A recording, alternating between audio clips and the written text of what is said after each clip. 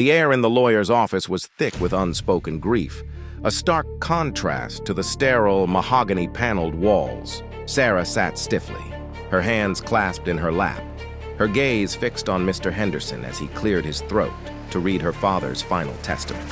"To my youngest daughter, Emily," the lawyer began, his voice a somber drone, "I bequeath my entire estate, including the family home, all financial assets, and personal belongings."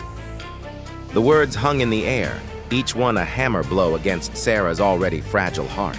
She glanced at Emily, who offered a small, almost apologetic smile, a gesture that felt more like a victory lap than a condolence. A wave of disbelief washed over Sarah, so cold and sharp it stole her breath. Everything? How could this be?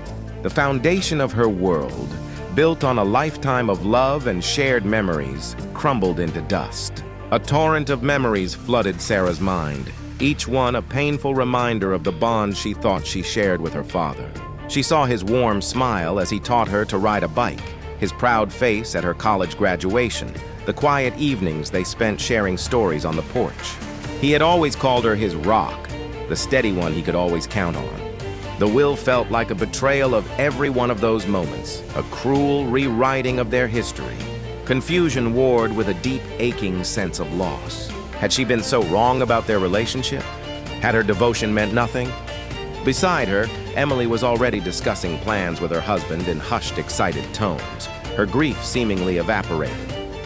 The sight twisted the knife in Sarah's heart, turning her sorrow into a hot, simmering resentment. Her father had been a man of principle and fairness. This act was so profoundly out of character that it made no sense.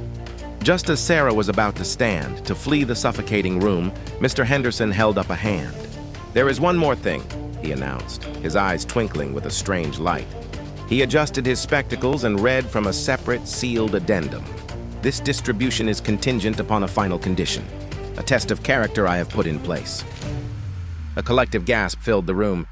The lawyer continued, "My estate is to be offered to Emily first. However, should she fail to offer her sister Sarah a fair and equal share, unprompted within 24 hours, this will become void." The room fell silent, the weight of the revelation pressing down on them all. Emily's face, once triumphant, was now a mask of pale shock and dawning horror. Her greed, so readily on display, had been laid bare for all to see. The truth descended upon the room with a crushing finality. Mr. Henderson then produced another document. "In the event of Emily's failure to meet the condition," he read, his voice now firm and clear, "the first will is nullified, and this, the true and final will, takes effect." He turned his gaze to Sarah, a kind smile gracing his lips. "In this document, the entirety of the estate is left to Sarah in recognition of her unwavering love and integrity."